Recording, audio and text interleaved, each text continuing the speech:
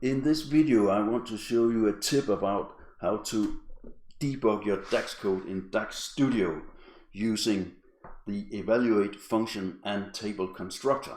And finally I will show you how to use Power Query in Excel to create the DAX code including the evaluation code and table constructors automatically.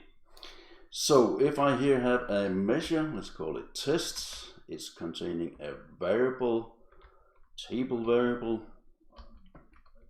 I will build that with a table constructor. So it has the values A and B.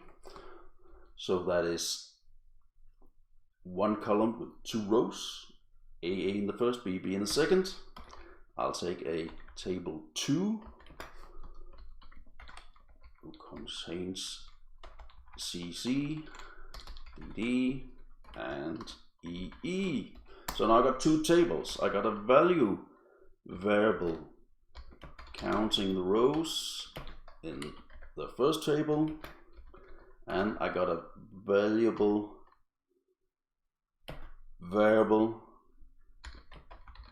counting the rows in the second table. And finally, the results of this great measure is the first value plus the second value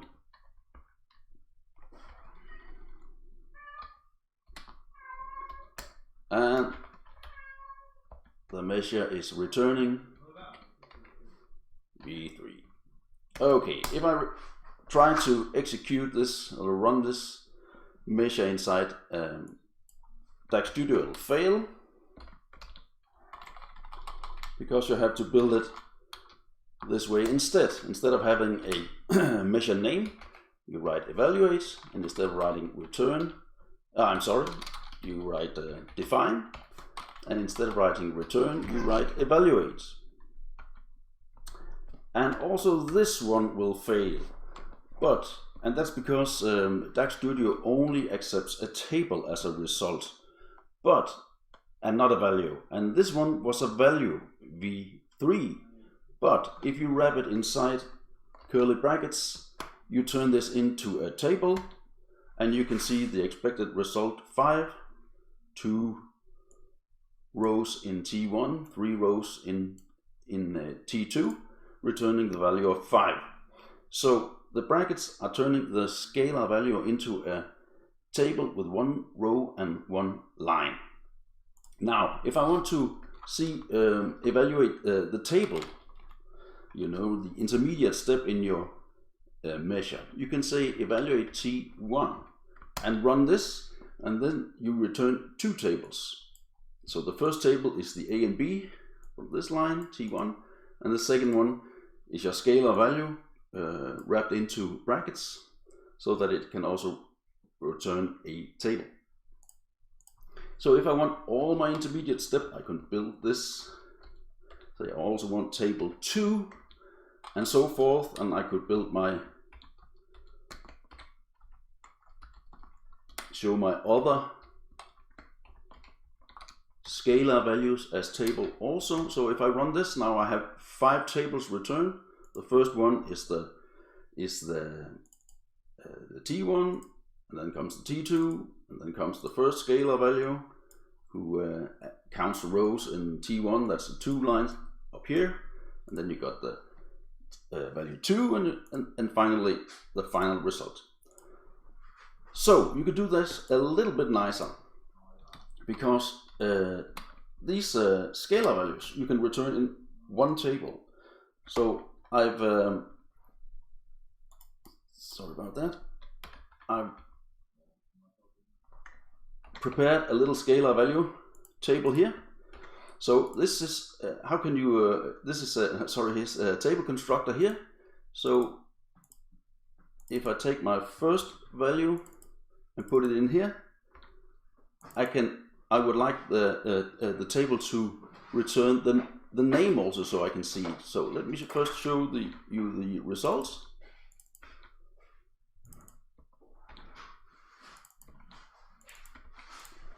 So now instead of 3 tables, this evaluation returns instead of 5, it returns 3. So the first one is, first two ones are the tables, and then the last one is all the 3 value variables with the results 2 lines, 3 lines, and the sum of these 5 lines. And that's because that parenthesis indicates a row. So this is the first row, this is the second row, this is the third row in this table, and the comma indicates a column.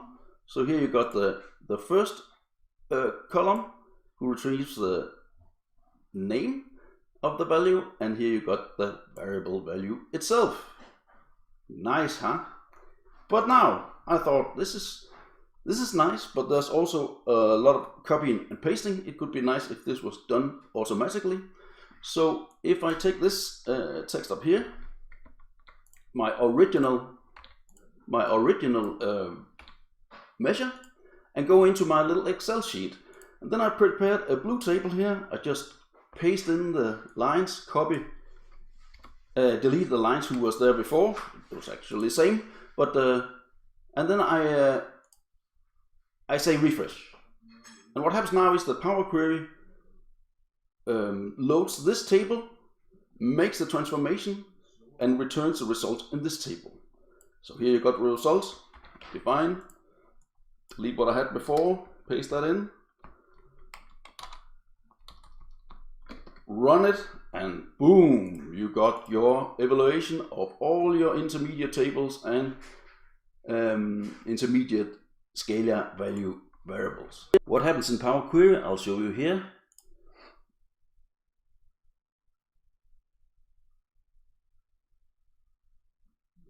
As I said, it loads the blue table from Excel. Here you got it, all the measure. And then I remove the top line, the measure name. And then I rename the column here to debug. And that's because all the 6 tables here is returning one column, like here, named debug. And that makes it possible to append them all together in the last step. In here I also remove empty lines if there are any, and I remove the 2 last lines. And then I've got to retrieve the table variables here and put the word evaluate in front, and I have to retrieve the scalar values here and build the table constructor. So the way I do that is that here I run the same.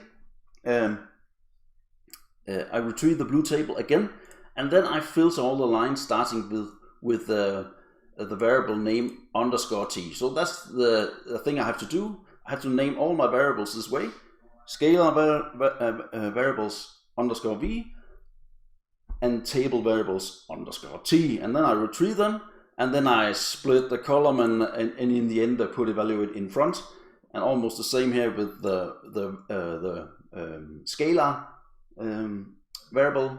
I filter on this one, have some splitting here, and put it in renaming and putting in a comma, and in the final end I have what I need inside the body of the table constructor for the scalar variables. I just have to wrap this in a evaluate start bracket, and that I make in a separate, just a simple empty query, writing evaluate, converting this to a table, and then renaming this to debug.